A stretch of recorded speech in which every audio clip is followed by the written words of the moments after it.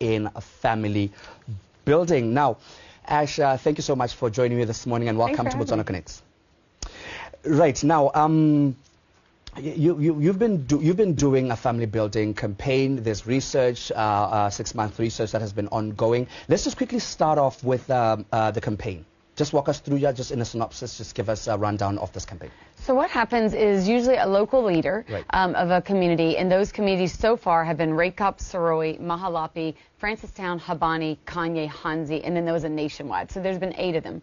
They'll call us to come to their village, and then what we do is we have a book. So there's the English and there's the Setswana, and then every day we teach one chapter of this to about 300 to 400 people, and then they will each one of them every day goes back to their workplaces and then teaches. So if we teach chapter 1 in the morning, then they go back and they teach chapter 1 in the afternoon. They come back the next day, we teach chapter 2. This goes on for 18 days, and we typically have about 3,000 to 4,000 people come every single day. And what has been the outcome of such teachings? Well, it's been a huge decline in gender-based violence, in substance abuse, in orphans and vulnerable children, financial problems, divorce rates, suicide rates, youth empowerment. So it's been a really holistic, really good outcome. Right. And these are social ills, right? Yeah. And now, you know, there are certain factors, and I'm sure you unpack them during your research and the different engagements that you're having with the different communities in the different villages across the entire country. What are some of, I'll say, the most common social ills that you've come across that perhaps need to be addressed promptly? Well, definitely the gender-based violence. And one thing that was interesting to me when I first started this work about 5 years ago, I had the assumption that that was mainly men, but it's not. It actually goes both ways. And it's interesting in the campaigns because a lot of times the women will come forward and say, I'm actually the one who's abusive, not my husband. So that would be one, is the violence on both sides. I think another one that's quite common that we see a lot of is the fatherless homes. You know, like a lot of the time we do these campaigns, the men will come and say, like, especially, you know, and we do a lot of work with, we train 3,000, around 3,500 police and 2,088 soldiers and prisoners and, you know, teachers and chiefs. And so there is a lot of males, which is something we're quite excited about because a lot of times women are the ones who come to these things and not the men. But we do usually have about 1,000 to 1,500 men a day, which is great. And they'll come sometimes and say, well, I didn't really know I was needed. Like, I thought I was supposed to just give money. And we're explaining that emotionally your child needs you in the home. And so that's something we see a lot of after the campaigns is fathers saying, I'm going to become more present. So that's another thing I think needs urgent attention is the fatherless homes. And in terms of the participation, I like the fact that you broke down the demography, that initially it would be women that would be forthcoming. Now you see gentlemen. Let's talk about the participations in terms of the two demographies. How has that been from your observation? Great, which is really another thing we just honestly thank God for because of the way it works. So we go in the morning from 9 to 11 and we teach this. So because it's our story, then people then feel free to open up about their story. You know, it's not an academic teaching. It's this is what's worked for us. You don't have to use it, but at least it should get the conversation started that this is what you could do or this is what you couldn't do, but at least start the conversation with a real couple, not with some academic, you know, knowledge. So the men and the women are very forthcoming. Another thing that's been really wonderful is the DCOSI's involvement. And, you know, a lot of times people say, well, they're not, you know, they don't usually share what's community going on. Leaders, right? DCOSI. Yep. Go ahead. But they're also very forthcoming to say, look, every day we're dealing with some of these cases in our customary courts and even in our own homes, and they're willing to change. You know, I think one of the things we hear is we're trying to promote a healthy family. And some of the people that we're talking to, they don't have a reference point of what that would look like. You know, their father wasn't there, their father wasn't there, their grandfather wasn't there. So when you're like, be a good dad, some of them are like, I don't know what that looks like. You know, I've never seen that. Or be faithful, don't cheat. And I mean, cheating, one thing I've realized, is the norm in this country. So, like, when you're telling people how to be faithful... That's not a nice thing to hear, but according to research, When we do our research, the majority of the people are saying that they actually don't believe you can be faithful to one person till death do you part. And then when you talk to them, most of them will say, we've already cheated, you know. And so when we're talking about being faithful, it's something that a lot of people are like, you know, I didn't even know that was possible, and so it's really been exciting to see people come forward and say, I'm going to be faithful now, and we arm them with specific tips on how to not cheat and what they can do to make their marriage spicy and fun, so you don't want to cheat. Just as an example, what would be those tips that you would give to sort of kind of stop people from cheating? Well, there's a whole chapter in here about what to do. I mean, some of it is just making sure you physically touch, making sure you still compliment each other. Sometimes when people get married, they sort of, or even just in long-term relationships, they quit courting each other, they quit pursuing one another. And then another thing is we share that you should actually put some boundaries in your life, in which case, like, my husband and I share phones, which is always like a real hot topic when we're like sharing passwords. But again, that brings accountability. If your spouse has your phone, then it's harder to have your side chicks and your side, whatever your husband, whatever the guy equivalent of that is. So, putting some boundaries in place, accountability. And one of the biggest things we say is, don't assume it won't happen, because statistically it's likely to happen. Go ahead and talk about when you're tempted, what are we going to do? And people are like, why would you bar trouble? You're like, because offense is sometimes the best, defense. Because I was going to ask you that, here you are going to have people now saying, I've cheated, and the partner is right there. What then happens? Don't fights break out? Sometimes, and sometimes we teach communication and conflict resolution before we teach affair proofing. So then they apply their communication and their conflict resolution. And you'll realize that actually more people break up because of financial reasons than cheating. Usually if there's remorse and a plan of how we're going to stay faithful, most couples, loving couples, would actually rather stick it out than just drop it. The finances actually, so we teach a lot of budgeting tips, a lot of tips on how to break up the finance fights. So yeah, we do everything. It's a holistic. In-laws are in there, children are in there, spirituality's in there, his needs, her needs. Women have different needs than men, so we talk about that. So it's a holistic training. Interesting, very interesting. And recently the Ministry of Communication, Knowledge and Technology sponsored a 6-month research project to measure the impact of your foundation on behavioral change. What has been the findings? And I want to believe that a report was recently released. There, and if anybody is watching and they would like that report, they can go to the Facebook page Healthy Families Foundation, and then they can just WhatsApp, and then, not WhatsApp, what do you call it, DM or whatever, inbox, and then we can send an email with that report. But yeah, the report was really amazing because, most educational programs, they take years to create behavioral change, but they've actually found just these 18 days with some follow-up has actually created long-term behavioral change at 80% levels, so it was really amazing. And I think part of that is because we train in the morning and then they immediately go and train others. So there's that sense of, it's when you're just listening to learn, it's different from when you're listening to go and teach, and it's hard to be a hypocrite. Like if I'm teaching somebody affair proofing because I learned it in the morning, I have to go teach, and everybody in my group is at my workplace or my neighborhood, they know me, it puts a little bit of I better start practicing when I'm preaching. So we hear of a lot of changes, and that's what the Ministry of Communication, Knowledge and Technology sponsored that for, because as a nation trying to become an evidence-based, knowledge-based, we don't need to keep sponsoring awareness stuff. I think everyone's aware there's gender-based violence, there's substance abuse. Now we need to come up with solution-based programs, which thankfully the research, which was an independent researcher, showed this is incredibly effective. Because I was going to ask you then what then happens with these findings? And now you did share that if one wants to get an appreciation of the findings, they can just go to the Facebook page. There's also, every time we do a campaign, we do a 6-month later as well to measure the what happens 6 months later. So we're constantly doing research. We monitor and evaluate everything we do.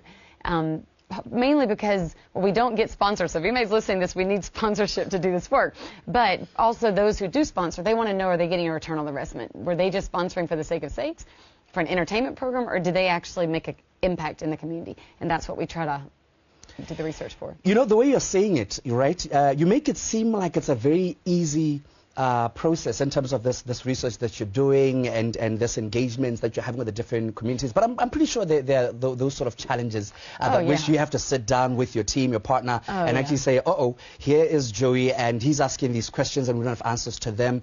Well, have you encountered something like that, and how did you go about it? Well, because remember, we're in a community for 18 days. Right. And there's always, like, so in the morning from 9 to 11, which we live stream this on our Facebook page, Healthy Families Foundation. So if anyone is listening and they want help in any of these areas I've said, they can go back and get that. We live stream.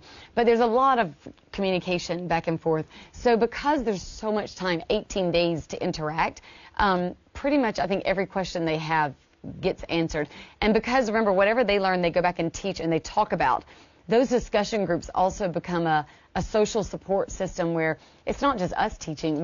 We bring it up, and then they then take that and take ownership and teach it as well. So, yes, we do have counseling, one-on-one counseling during campaigns, and we do have some issues that aren't solved in the book and aren't solved in the group, and we then offer during the campaigns one-on-one counseling. But mostly people usually say everything. I mean, 18 days is a long time, so we address pretty much everything.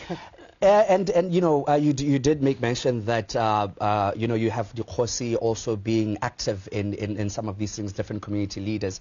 You know that there are oftentimes cultural prohibitions that sort of hinder growth in addressing some of these ills. How do you guys go about that? So again, I think it's really been amazing. The Khosi have been really like front runners in changes. Like, I'll give you some examples. Let's go. Like, there was a Khosi in Mahalapi. Okay. And he stood up and said, you know, usually when I come home before this training, I'd come home, I'd sit down, and I'd say, I'm hungry, where's dinner? You know. But now in this training, part of affair proofing is you keep it spicy. So I go in the kitchen, I look at my wife, and I say, how is your day, sweetie? And this is like a Khosi, you know, like a Khosi saying, you know, I'm going behind her saying, it smells good what you're making, you know. And now, I don't even, like, now things are heating up in the bedroom again, like, things are getting excited, you know, I'm helping. So, like, these Khosi are standing up and saying that. Or, like, there was another man who was saying, my wife lives, you know, in another place, not where I live. Right. And I just told her, I'm a Khosi, I'm not going to get on a bus and travel to you. If you want to come see me, you come home. You know, this is our home village. And he said, but I learned in this that I'm actually supposed to pursue my wife. And so he stood up and he said, there's my wife. I got on a bus. I went to see her so we could drive her car, like, drive the car back. Oh, wow. And I brought her here, and she's here. And, like, she feels so excited because I pursued her. You know, I went to find her, to meet her. So we actually are finding that although there are usually cultural, like, boundaries or prohibitions. That's not our culture to do this, you know, to go help in the kitchen, to help with kids, you know. Because, again, we're sharing, this is what's working for us. People who are like, well, I'm not having a spiced up marriage. I want that. What's it hurt to try? One of my favorite ones, too, there was a lady who said, this is my husband. He's 80 years old. He's never cooked a meal for us. But during this campaign, he cooked last night. And I'm telling you, I made sure I thanked him. You know? And so then all the men are like, woo, you know. So, like, because there's that feedback every day, there's that sort of like, maybe at first you're like, I'm not going to do this. This is not my culture. But then after a while, you're like, I kind of want what this guy's saying he just got last night in his bedroom or in his house. Well, yes. So then they go and try it out, and they come back with their own testimony. So, yeah. Wow. And obviously, you know, through your book, there's quite a number of different interesting conversations that have worked for you, and that you're also putting to the people and the like. What are some of the awkward questions you've gotten as to how can we solve this during your putting together of your book? So remember, the book is not, this was written by Botswana in the sense that we had a TV show here at BTV. Right. And there was a live audience that got to ask us any question about our marriage. So what are some of the awkward questions? So one of the most funny questions was, what do you do? This was someone asked when you have, like, a young child. Okay. What do you do when you're breastfeeding your child and your husband's waiting for the same breast? And, like, so every time we get to that question in the book, people are like, yes. Because, you know, the men will be saying, you know, one of the reasons I go out and look elsewhere is because she's only concerned with the kids nowadays. She's not concerned with me anymore. It's like ever since we had this child, she doesn't have time for me anymore. So one of the things we teach is about women making time for her husband, but husbands helping out with the child, which, again, going back to the cultural stereotypes, is not really part of the culture to spend that time in the first year with helping raise the kid. But then we talk about how when you make that bond, then the fatherlessness that we have later is less likely, because you don't find a father that spends that time in the trenches, like with the changing of the nappies and the feeding. Right. And then they're not near as likely to leave the home. But those statistically that weren't there are more likely. So we encourage that, and usually we'll meet a bit of cultural, like, no, that's not our culture to help with that. But then we challenge it. Like, but what do you gain by not being a part of it? Like, you were there to make the kid. That's your kid. Right. Be part of the raising, because your wife is bonding with this child and you're not there. You're not there. And so we encourage them. And so we're having a lot of men that say, call us like a year later, 2 years later, hey, we've just had a baby, and this time I was a part of that. And I held my baby, and I cuddled my baby, and I let the baby rest on me. Family building. And they call, and they're so excited, and it's changing mindsets for the better of our fatherless homes, you know. And you know, you've gone to these different villages. I don't know about the cities, because I want to just do a quick comparisons in terms of the most forthcoming. So Francistown would be a city, and Habani, I think, would be probably the city. Kanye, Kanye, and definitely Rakops and Hanzi were not cities; those are rural. So the forthcomingness of the people looking to change their behaviors, to build their families, when you look at the two locations, it's been totally the same, which has been amazing. Wow, okay. Because from Rakops to Francistown, I think people want to be healthy. I don't think people enjoy living in a place of tension and cheating and lying and stress. But like I said, sometimes they just don't know how to get out of that. Like, so when you give them practical tips, they want that. And again, I want to be careful not that we're like solving the world's problems, because we work with these, like once we train them, they go and have their social support groups. So these are groups made up of teachers and clinic workers and VDC and Ipilahing and churches and police. So these are people that are naturally going to, like even when we leave, they're going to still be there. So those social support groups now, you know, you'll hear about stories that like maybe Joey started getting tempted to whatever, and the people are like, hey, remember what we learned? You know, so it creates that accountability that even when we're gone, that group was your people. Like, it's not like you're doing this with strangers. You know, these are your workmates, your church mates, your neighborhood. That's effective. That's really, really effective. And our research shows that even like months up to even years later, those groups still meet. They sometimes will go over the book, or they'll just have a meeting to talk about their families. Yeah, like, so that continues long after we leave. Right, as perhaps maybe one of the last two questions. What has been rather the biggest lesson that you and your husband learned? Well, the data is not something, like my passion and my husband's passion is to make an impact. The data is I did not realize how tedious it is. I mean, when you have 3,000 to 4,000 people a day, you have to keep records on all demographics. True. You have to get records on all testimonies. We do focus groups. We do surveys. We go back 6 months later. We have to transcribe all the data.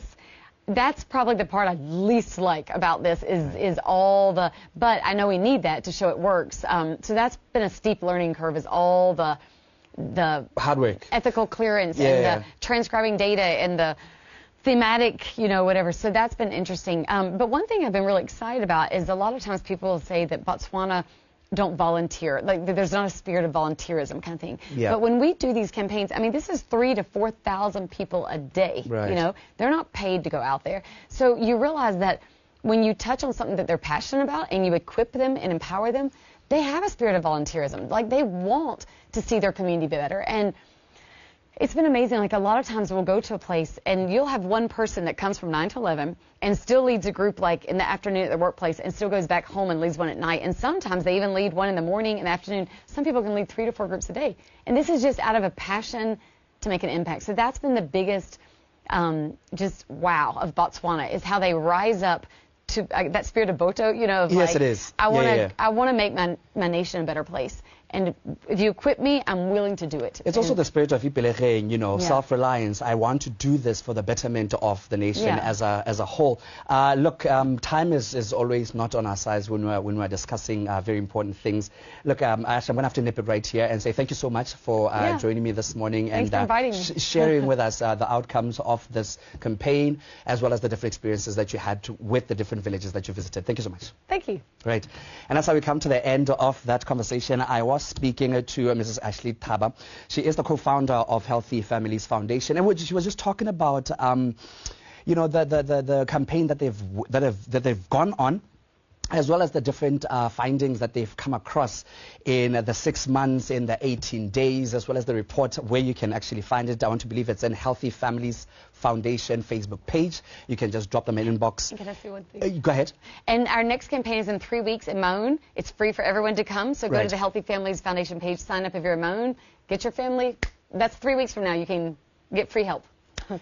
Just like that. And yes, the idea is to build the family. The idea is to change your mindset and have a change of your behavior. This is BTV News, and you are on Botswana Connects. Good morning to you.